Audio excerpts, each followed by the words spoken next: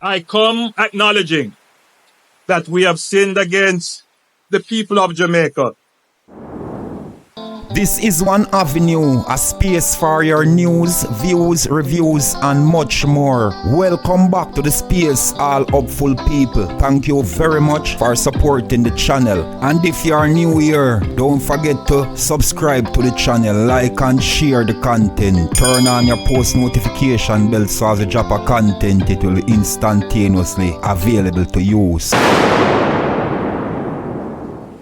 Bless up, hopeful and loyal people. Thank you very much for your support. In today's Views on the Avenue, we will be looking at Prime Minister Holness' keynote address at Caribbean Boilers grand opening new air processing plant a few days ago. Some people, let's get into it and hear what this man got to say. At the meantime, leave your comment in the comment section below. And if you are new here, welcome to the space. Don't forget to like, share and subscribe to the channel and turn on your post notification bell so as we drop a new content it will be available to you. So my people, let's get into it.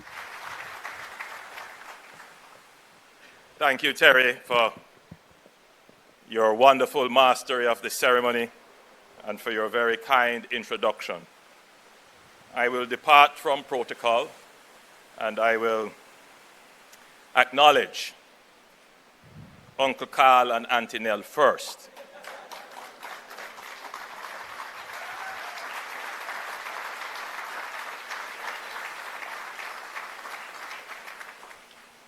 I can only estimate the immense pride you must feel in seeing not just this accomplishment that is here, but to hear your grandson deliver such a wonderful presentation.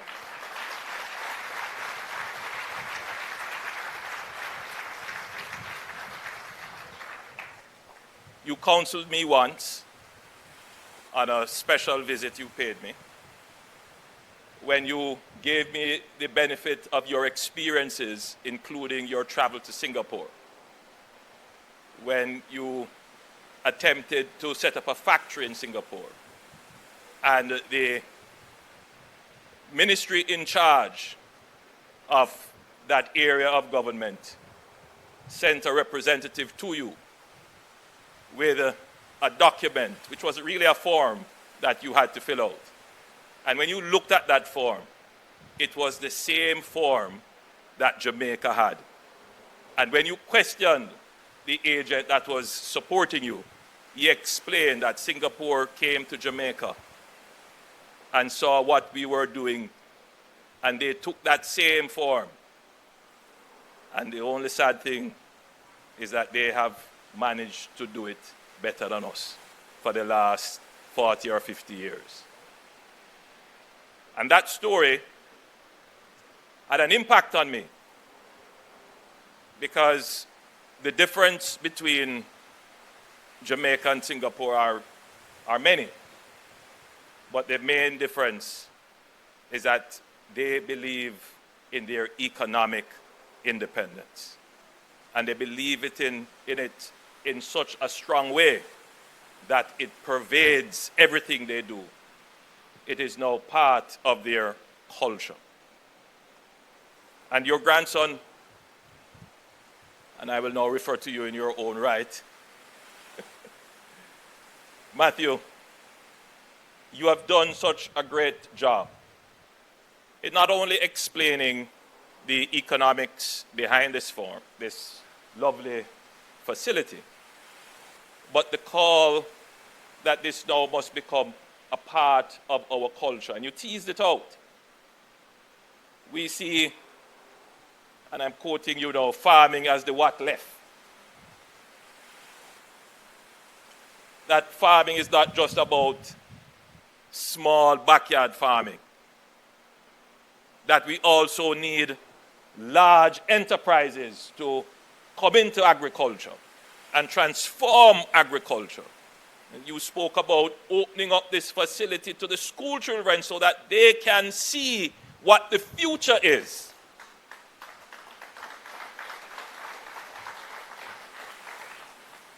Very important. Where is Father Ramkis? thank you for your words of prayer. And I'm certain that this facility will be protected and guarded by the Lord's mighty hand.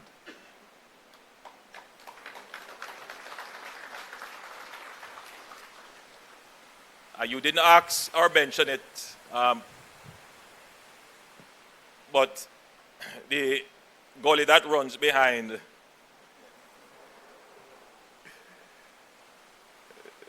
your place in my constituency, that is going to be repaired.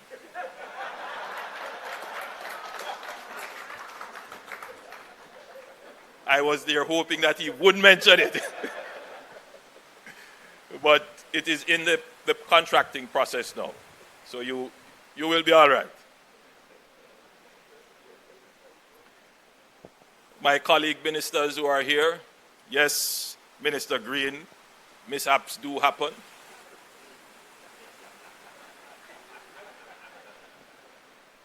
And I have participated in so many groundbreakings. Yesterday I went into my storeroom and I took someone in there with me and they looked to a side of it and they said, Prime Minister, how you have so much shovel? And they went to proceed to count. Now, my security team knows that at all the groundbreakings, I take the shovels and the hats. So they actually did see a hat and a shovel there for CB. Because I was here when it was being the ground was being broken in 2017. And at all the great and magnificent infrastructure developments that I have broken ground for. Yes, Minister Green, I too whisper a word of prayer that I will be there to see them open.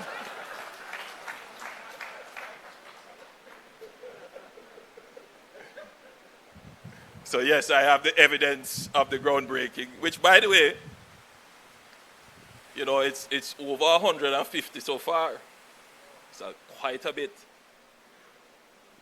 So we have done quite a bit. We have done quite a bit. I see His Worship the Mayor is on my list of protocol acknowledgements. If you are here, Mayor, I'm acknowledging you. All the representatives of the private sector who are here, distinguished ladies and gentlemen, Happy New Year. My wish for you, health, peace, yes, it's health, peace, happiness, more wealth for those of you who have, and wealth for those of you who don't. That's part of the prosperity wish.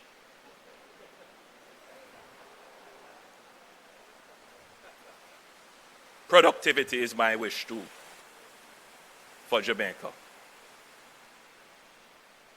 And of course, victory for Jamaica.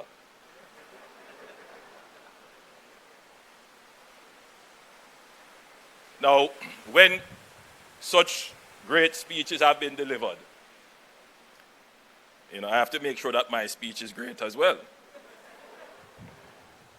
So I may have to abandon my prepared text. So here are a few key points I would like to mention to you. And they are not in any particular order, but at the conclusion, I will attempt to draw some lines and connect them. So if you spare me a few minutes, I will attempt to do better than my minister and Matthew. By the way, they did excellent.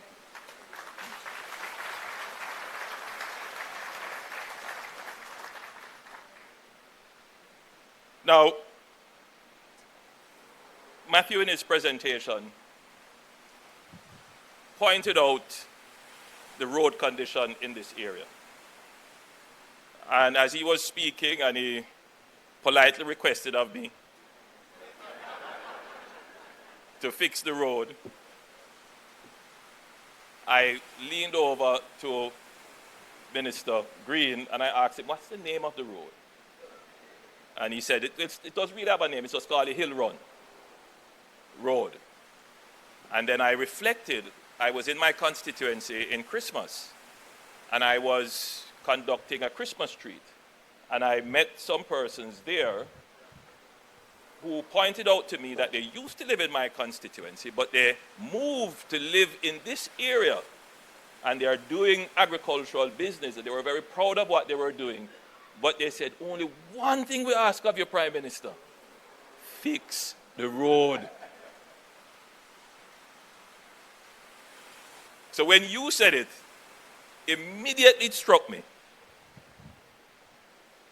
And I further leaned over to the minister and I asked him, is it a parish council road or an NWA road? Because it's not classified as an agricultural road. I suspect, and that's the reason why I asked if the mayor was here, I suspect that it is a parish council road. So here's what I'm going to say to you now, Matthew, and to everyone listening. The road deserves to be fixed. The road should be fixed. That's number one. The government will fix the road.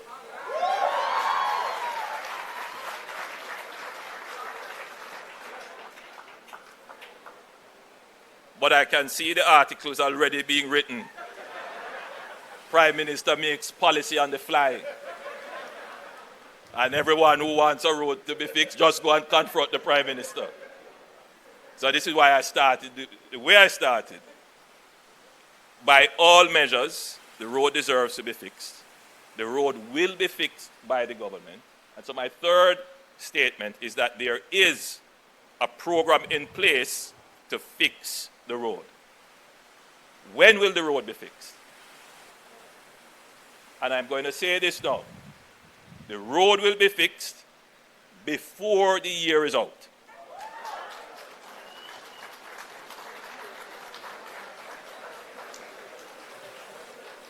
Yes, I have to say it that way. I have to say it that way. Because, and since I have this audience here, allow me to tease out some other things. Government must maintain fiscal responsibility.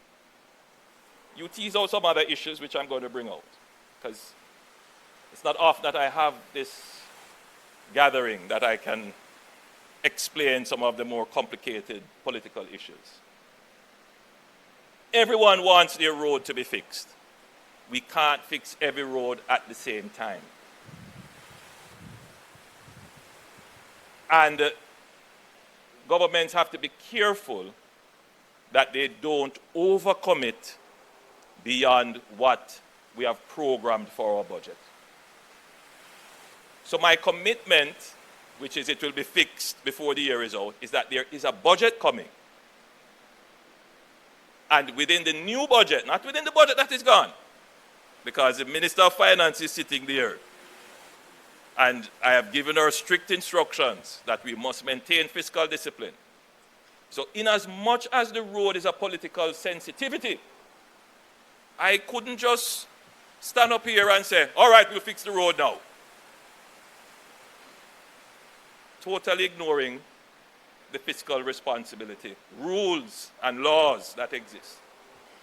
So in the new budget, we will make sure that that road is provisioned. And to be clear, that road is not going to be provisioned because Matthew Lynn asked the Prime Minister in front of this large audience, or constituents of the Prime Minister asked him when they encountered him. The road is going to be fixed on the basis that, number one, the road to development starts with a road. This road is integrally important to the development of this area as an agricultural hub.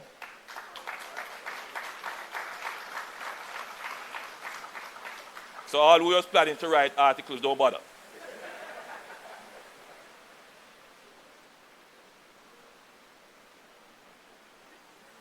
Which leads me to another point. I'm very happy to hear that the objective of the CB Group is to become a net exporter of chicken meat and other agricultural products. I'm very happy to hear that that is also your wish for the industry.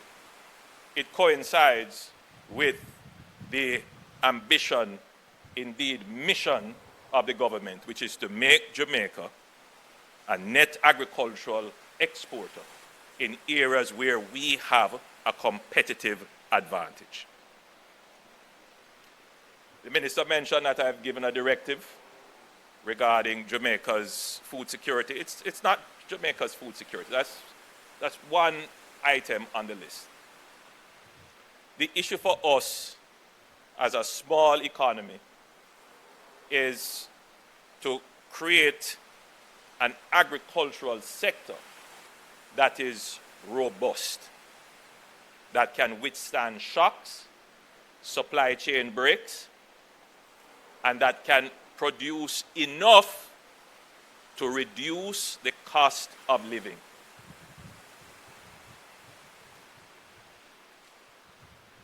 The cost of living is probably the most pressing matter right now for every Jamaican. It is not well articulated, but it is a kind of pressure that people feel that is very frustrating. You go to the supermarket last week, the price is X. The next time that you go, the price is X plus 10. Which means you have to buy X minus 10 value of goods. It frustrates people terribly. It gives people a negative outlook on their future. It forces and creates serious pressure on wages. When people go to negotiate their wages, they are looking at the cost of living, and the cost of living, obviously, for most, is measured in terms of inflation. And so wages have to increase, and it creates a very dangerous cycle, which it has not yet seeped into the consciousness of every single Jamaican, that when you get caught into this cycle of increases in price, increases in wages, there's a sense that, I have caught up. My wages have increased. But within 2 or 3 months, you go back to the supermarket and then you start to see prices move again. In other words, you get caught in a vicious cycle of the cost of living going up and then the great tension that is created with trying to get wages to go up. How do we solve this? And what is the role of government in solving this challenge? By the way, it's not just now. This has been the definition of Jamaica for the last 50 years. So the way in which you solve this is to increase productivity. So there is a belief that the way to treat with inflation is to increase wages to catch up. No, that is just going to be a cycle, right? So yes, we have to increase the wages, so yes, but that is not the solution. The solution to inflation is to increase productivity. We are shy in that regard in speaking about productivity. Because whenever the question of productivity is raised, somehow it is in an accusatory way. Someone is not working hard enough. Or someone is lazy. So we need to move away from that thinking and start to embrace the notion that we as Jamaicans can increase our productivity and our output. It is within us to do it. Everyone who leaves Jamaica and goes abroad, they are the most productive people you can find. No, I'm not here saying that you must go work hard. Working hard is a part of productivity, but it is not productivity itself. What I am saying is we need to work smarter. And so the cause of lack of productivity is not just the worker themselves, it is also how management structures the environment to create the worker to be more efficient. It is how, as Matthew said, how the policymakers create the environment in which the people who own capital and management can create industries that empower their workers to be more productive.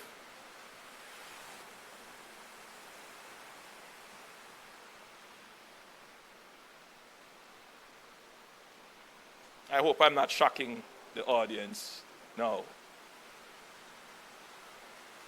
So when we talk about productivity, please, I'm not blaming anyone.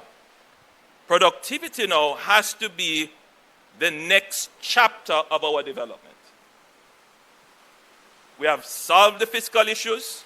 We have made massive increases in wages. We don't want those increases in wages to be wiped out without having a consummate increase in productivity, which is going to protect the value of the wage increases that have been given, either through the public sector or with the increases in the minimum wage. Productivity. Now, let's look at how productivity counters inflation. A few months ago, I had the great and distinct honor of touring.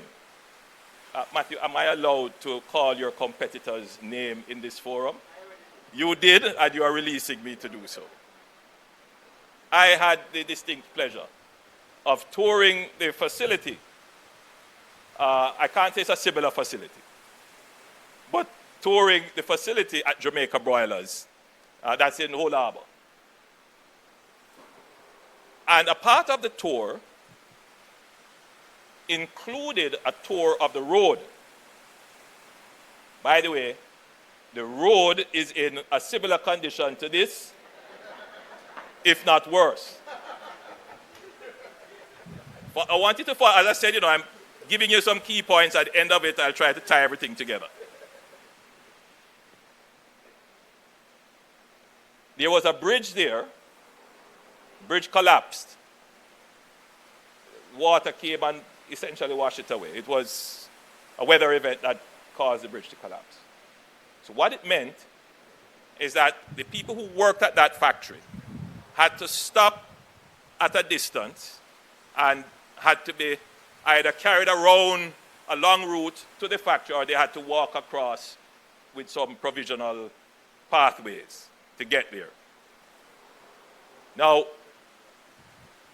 you can immediately see that if Jamaica Broilers, in moving the product from their plant, they don't have the benefit of that bridge, and they have to drive an additional 3 or 4 miles to get out of their factory, you can see the impact of cost on the cost of production and eventually on the price to the consumer. So, infrastructure has an impact on cost of living. So we have agreed to fix the bridge. The bridge is in the contracting process. It went through procurement. It's in the contracting process. And I must commend Jamaica Broilers again, please, with your permission, because they have contributed, I believe it is almost 50% or just under 50% of the cost of the bridge, $50 million to the cost of the bridge. And so it just also struck me that what we probably should say to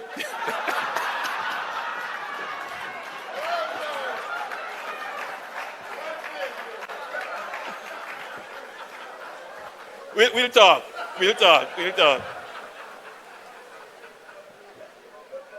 talk. But back to the point. Because you raised another point, Matthew. And I hope you're following along. Because you said it took you 2 years of planning and permitting and approvals to get to this point. So you broke ground in 2017 and you couldn't start until 2019. By the time you start in 2019, COVID.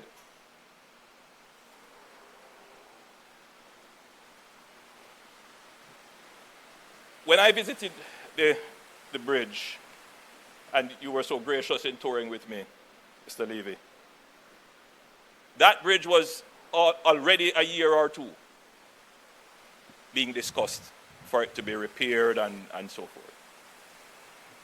So when I announced late last year that Jamaica has to pivot, bureaucracy is killing us.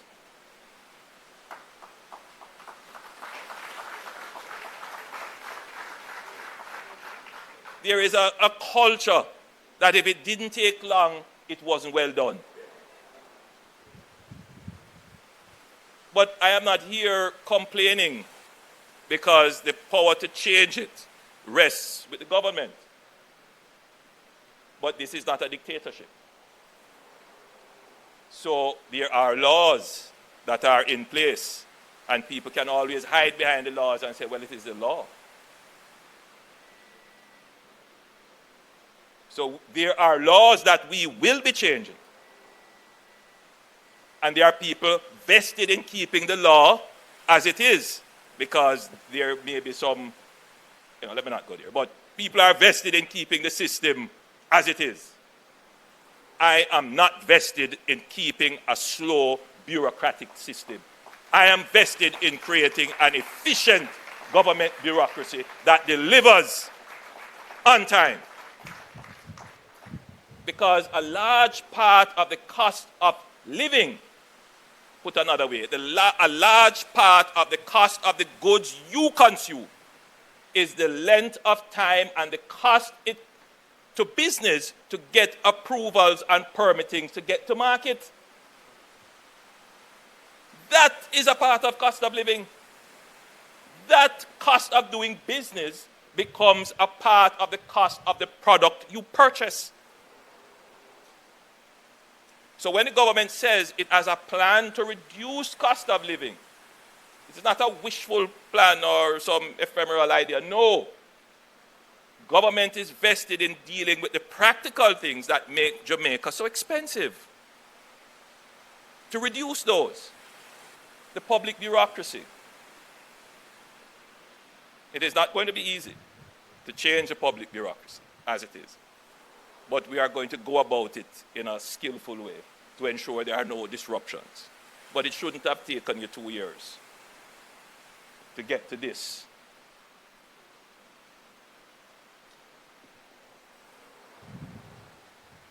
There's another part of the cost of living which has recently come up for public discourse, and that is taxes. That is the government's portion of the cost of the goods you consume. I get a sense that Jamaicans have started to take for granted that the government's portion of the cost of goods that you are consuming has not increased for the last 9 years. In fact, it has decreased. So people tend to forget what Jamaica was like 9, 10, 12, 15 years ago, when every budget to come, there was great trepidation that taxes would increase. To the point where politicians can now stand on platform and say, maybe we should put on another tax.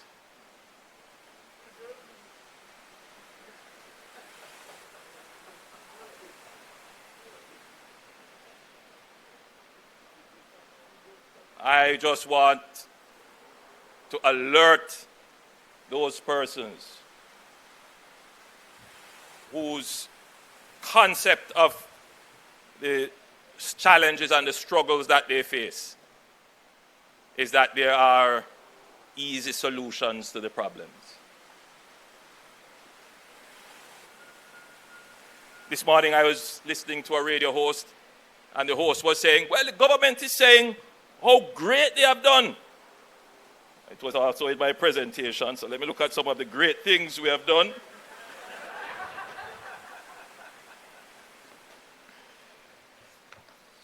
She was saying the government is saying, oh, we have these large reserves at the Bank of Jamaica, the largest ever reserves. Why we don't spend it on fixing the roads?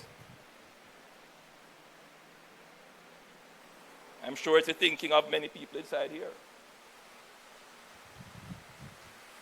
But Jamaica also is the only country in this region that has a freely floating exchange rate.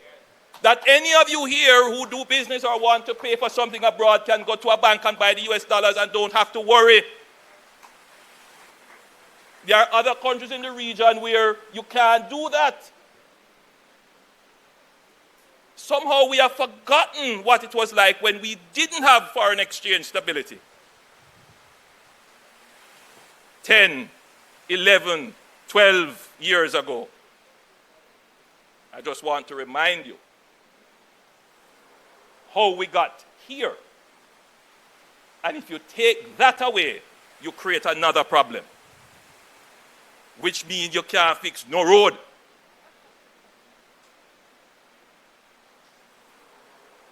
I hope I'm not scaring you. I just have to point out to you these things. You know, Jamaica has grown for over 19 quarters. We have had an impact. And I see people running out. See the economy in trouble. No growth. Let me be clear.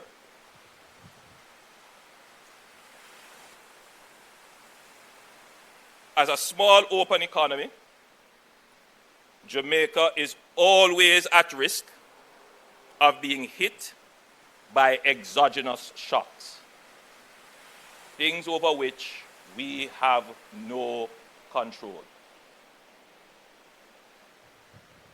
Matthew pointed out that having laid the best plan, ready to go, COVID came. And by the way, that's the same thing that happened to the government.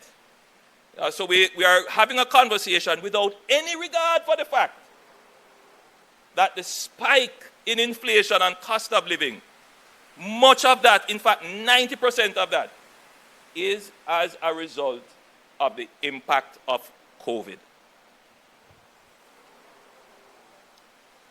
But we were resilient.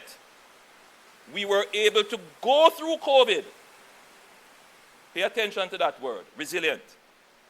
We were able to go through COVID and not one public sector worker was laid off or furloughed. Not one. Not one public sector worker pay was cut. Check the rest of the region. So, okay, let's do away with the reserves and see how resilient you become. Let's do away with fiscal responsibility. Just fix every road that people come up to you and ask you to fix and see what happens. I hope you're seeing the connections. So,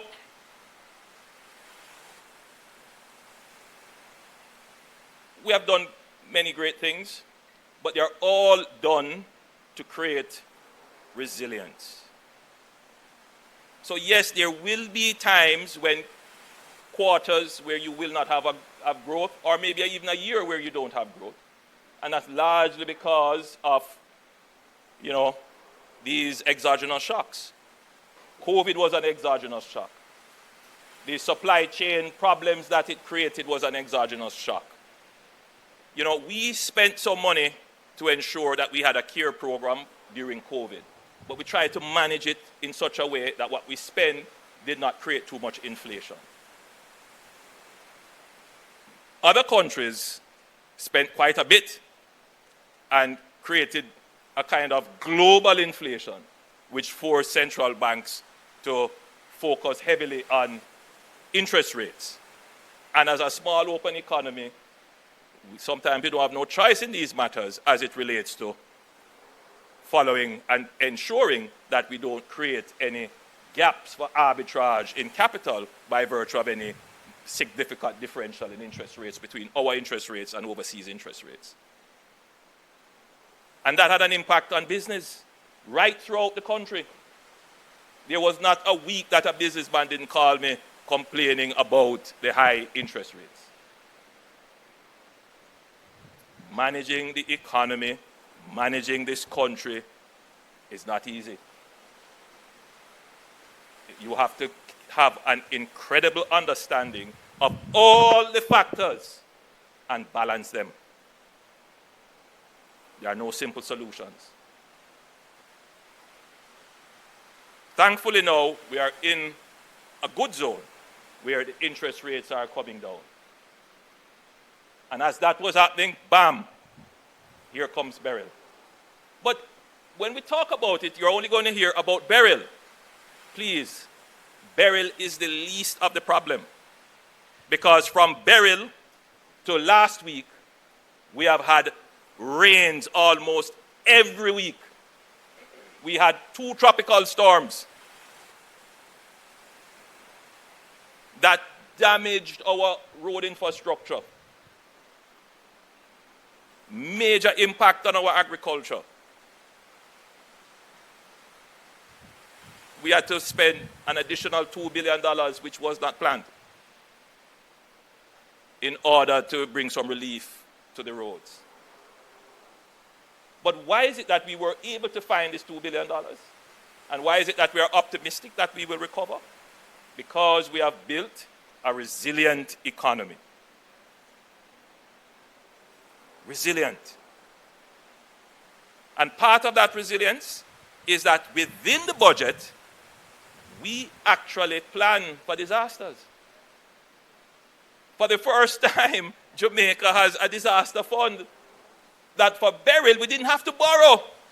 We didn't have to depend on grants. We were able to draw down $5 billion to issue out to 14,000 Jamaicans benefits to start their recovery. You hear of any borrowing to do that? You hear of any massive aid coming into the country? Isn't that the definition of your economic independence, being able to stand on your own 2 feet and face the uncertainties of the world with confidence? Isn't that economic independence?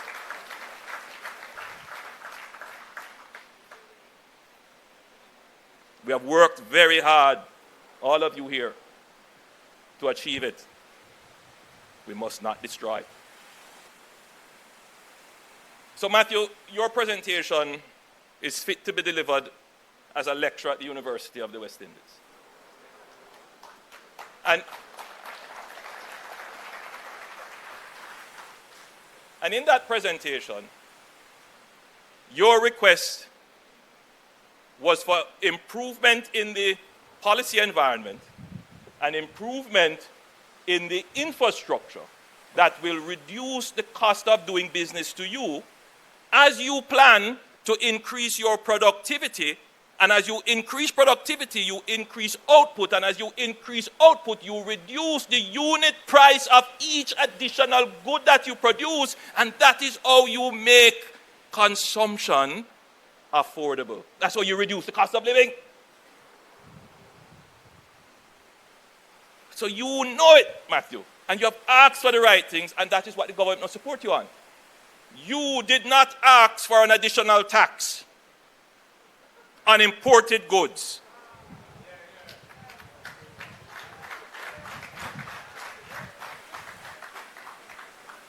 You didn't ask for that.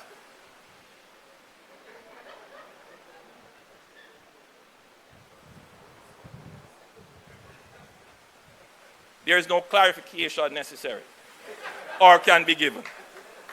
it is a stupid idea. Not just that, it is a dangerous idea.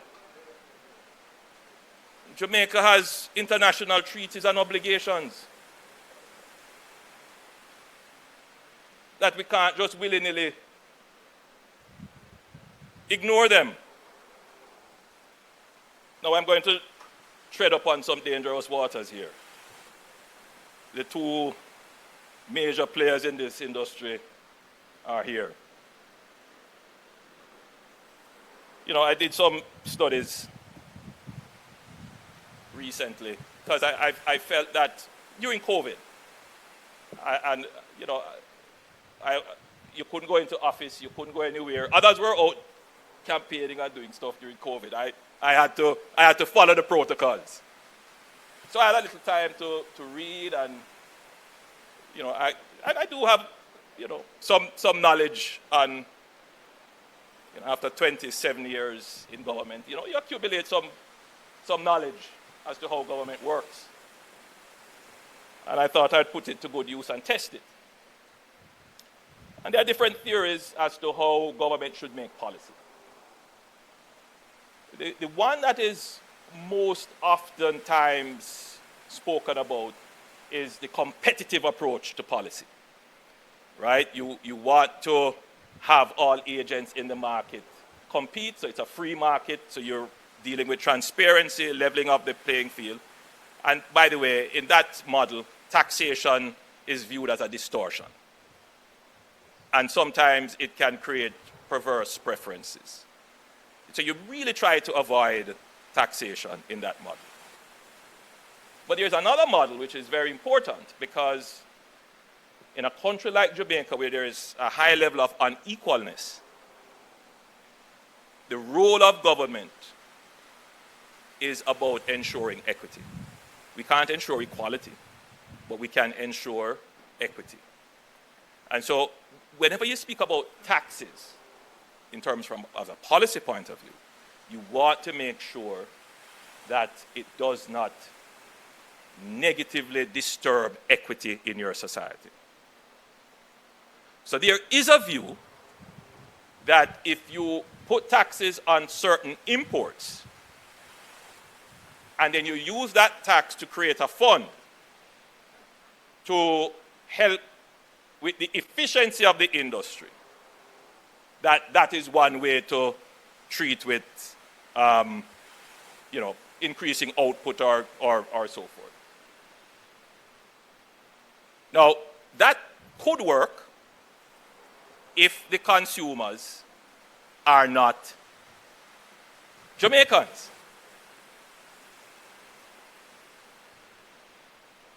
But I want you to think of it carefully.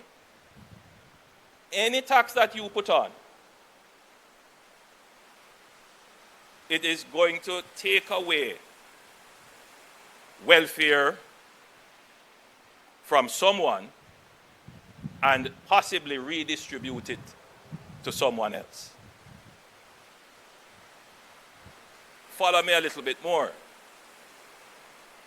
If you place taxes on imported foods, the prices are not going to go down. The prices are likely to rise. Not because the cost of production has risen, but because you have set a new bar artificially. And it means that every consumer pays more. And even if you were to take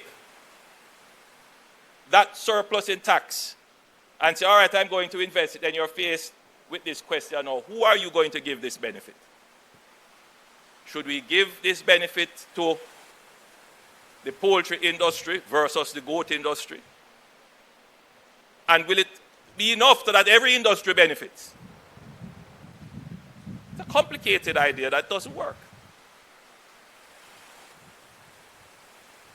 And I go into that because you have to be careful who you let make your policy.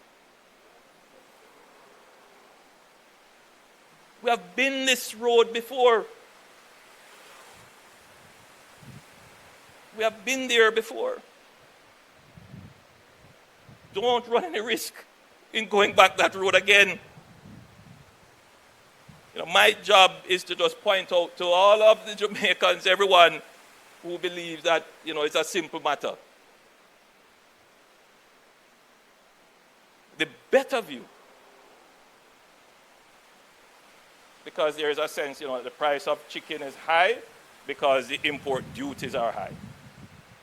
And we must remove the import duties so that we can allow foreign chicken to come in, which is cheaper. The other side of the equity argument is what happens to the 150,000 farmers whose production would be impacted. You see how delicate a balance it is?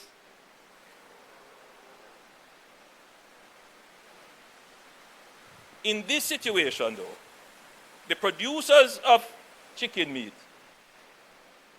should acknowledge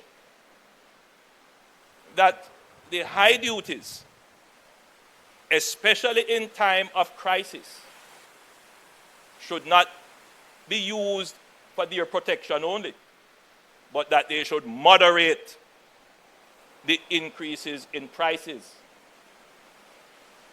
And that speaks to a kind of cooperative policy, where the government comes to the producers and say, listen, man, we are in a crisis now. Here are the duties, they are there. People are suffering. Manage carefully the prices.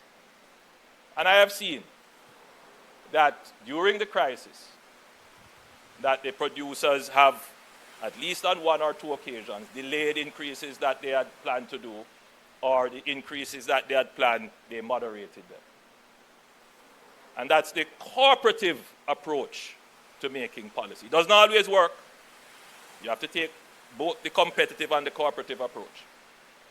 So I am treading on some waters here to make the point that the producers also have a duty, a moral one at that, to ensure that the entire country, not just their special interests, but the entire country, can survive in a time of crisis. I'm being very careful, but very direct in my language. We must moderate prices, and not just for the producers in the poultry industry, but for those people who are in the supermarket business, who supply goods and services. We must be fair with our prices. During the hurricane, we had to invoke certain regulatory powers to ensure that there was not price gouging. But I believe I should restate our position that we are willing to work with the producers to see what we can do from our end to reduce some of the unnecessary burdens and costs that you face, but you must pass that on to the consumers.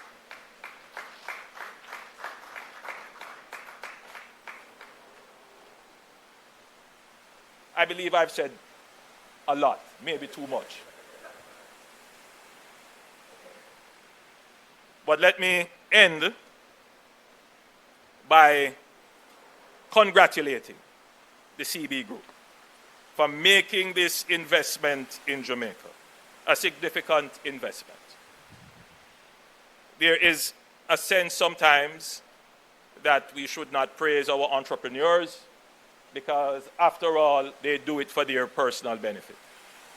There is no country that can grow without the innovation and expertise and commitment of our entrepreneurs.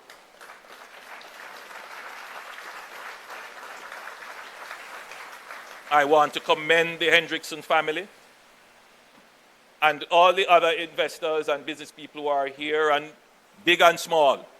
Everyone who is saying, I am going to put $1 in production and sacrifice consumption or rent-seeking behavior. I'm going to create new value. Whether you are a hairdresser creating your hairdresser shop, a mechanic creating your mechanic shop, or CBchicken building this lovely facility. Once you make that decision to invest, we are proud of you. We want to encourage you And we want to thank you, because that is how Jamaica will grow.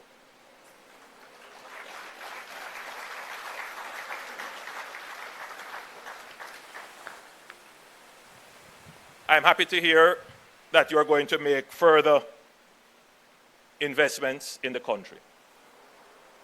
And as I close, the reason for that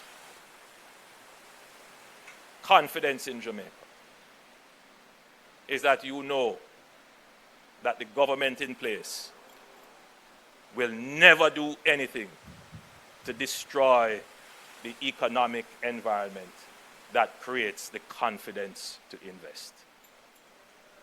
And I want to, from this platform, repeat to all of you who are here who are planning to invest in the future, you can have confidence that this government will make the best decisions for the people of Jamaica, for the consumers of Jamaica, and for those whose duty and job it is to create investments in Jamaica.